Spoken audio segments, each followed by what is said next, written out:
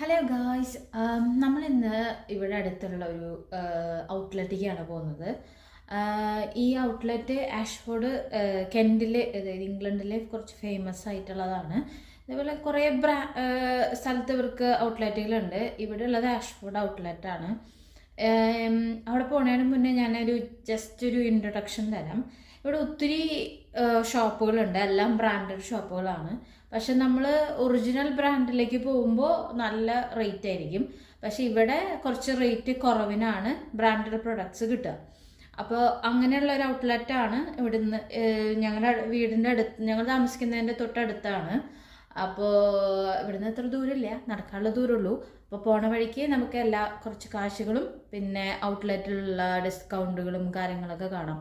അപ്പോൾ കെൻഡിലുള്ള ആൾക്കാരാകുമ്പോൾ ഇവർക്ക് ഇവിടെ വന്നിട്ട് പർച്ചേസ് ചെയ്യുകയാണെങ്കിൽ, ബൾക്ക് പർച്ചേസ് ചെയ്യുവാണെങ്കിൽ കുറച്ച് ലാഭം ഉണ്ടാവും. അല്ലെങ്കിൽ വെറുതെ ട്രെയിൻ ടിക്കറ്റിൻ്റെ പൈസ പോകുള്ളൂ.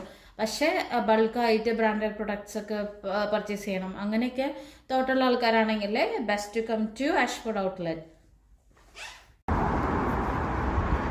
സോ ഇതാണ് ആഷ്ഫോർഡ് റെയിൽവേ സ്റ്റേഷൻ.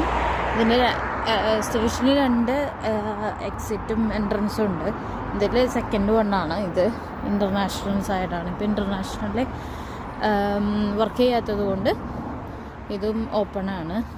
അപ്പോൾ ഇവിടെ നിന്ന് കറക്റ്റ് സ്ട്രൈറ്റ് നടന്നു കഴിഞ്ഞാൽ 5 മിനിറ്റ് കൊണ്ട് ആഷ്ഫോർഡ് ഔട്ട്ലെറ്റിലേക്ക് എത്തും. ഇവിടെ ഡയറക്ഷനും കാര്യങ്ങളൊക്കെ എഴുതി വെച്ചിട്ടുണ്ട്. ഇപ്പുറത്തെ സൈഡിലൊരു പാത്ത് വേ ഉണ്ട്, അതുവഴിയും പോകാൻ പറ്റും.